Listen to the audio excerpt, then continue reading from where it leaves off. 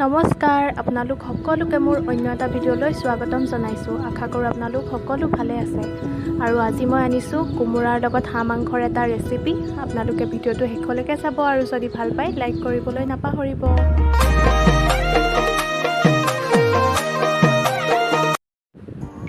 প্ৰথমতে মই পিঁয়াজ কাটি ল'লোঁ কেইডোখৰমান, তাৰপিছত পিঁয়াজ আৰু ৰচুন আৰু আদাৰ পেষ্ট এটা বনাই ল'লোঁ, ভোট জলকীয়া কাটি ল'লোঁ আৰু এইফালে লৈছোঁ তেজপাত।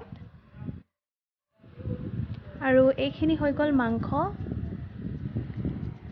তাৰপিছত এইফালে কোমোৰা আৰু আলু কাটি লৈছোঁ। প্ৰথমতে মই মাংসখিনি মেৰিনেট কৰিবলৈ ইয়াত দি লৈছোঁ জিৰা এচামুচ,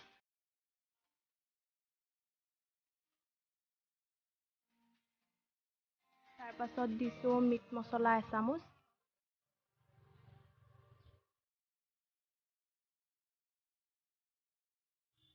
ৰেড চিলি দিছোঁ আধা চামুচ,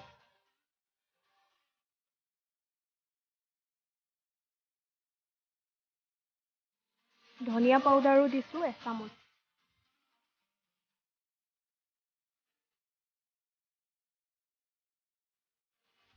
তাৰপাছত ইয়াত নেমু অলপ চেপি দিছোঁ।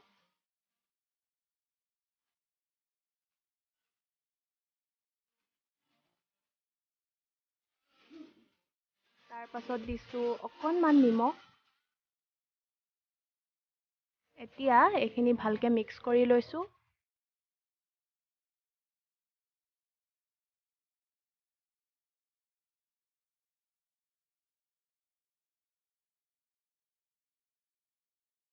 তাৰপাছত ইয়াত মই দিম পিঁয়াজ।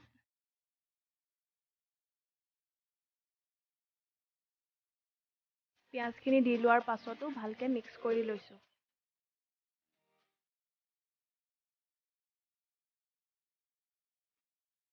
মছলাখিনি দি লোৱাৰ পাছত 20 বা 25 মিনিটৰ কাৰণে মই মাংসখিনি ঢাকি থৈ দিলোঁ। তেলখিনি গৰম হোৱাৰ পাছত মই প্ৰথমতে দিলোঁ তেজপাত।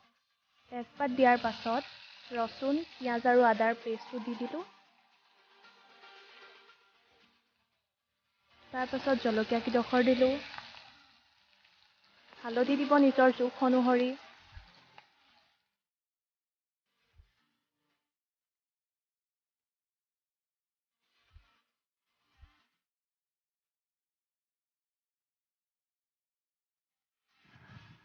মাংসখিনি দি লৈ ভালকৈ লৰাই ল'লোঁ।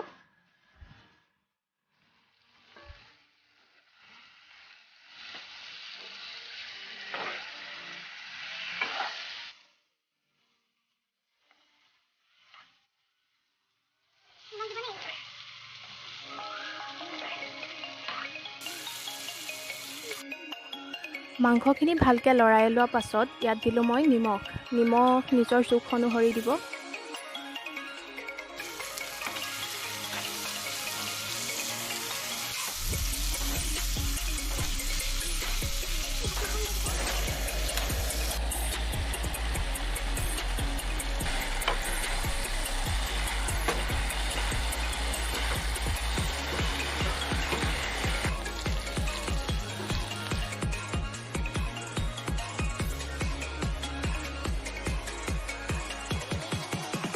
এয়া চাওক মাংসখিনি অলপ সিজাৰ নিচিনা দেখিছোঁ। তাৰপিছত ইয়াত মই দি দিলোঁ কোমোৰা আৰু আলুখিনি।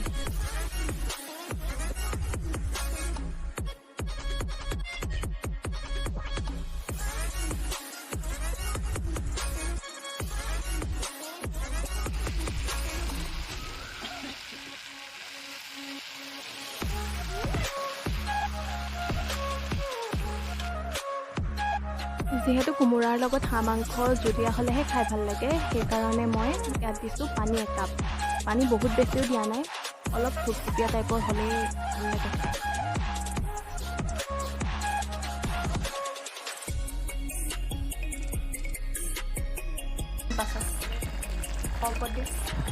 এয়া চাওক মাংসখিনি ভালকৈ উতলি গৈছে, কাৰণ মই দিছিলোঁ গৰম পানী, সেইকাৰণে বেছি সময় নালাগিলেই পটককৈ উতলিলে। আৰু তাৰপাছত মই ইয়াত দি দিছোঁ চাট মছলা। চাট মছলা দিলে সোৱাদটো অলপ বেছি ভাল হয়।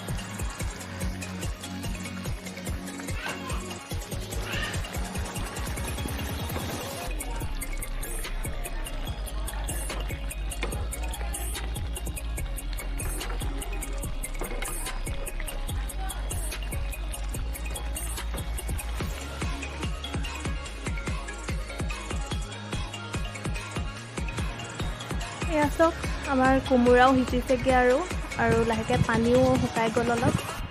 মই পানী ইমানটোৱে থ'ম।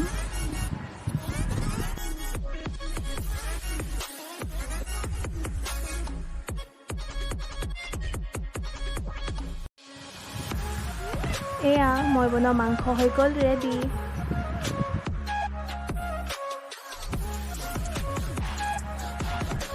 আপোনালোকে ভিডিঅ'টো চাই কেনেকুৱা পালে জনাব আৰু যদি ভাল পালে লাইক কৰিবলৈ নাপাহৰিব।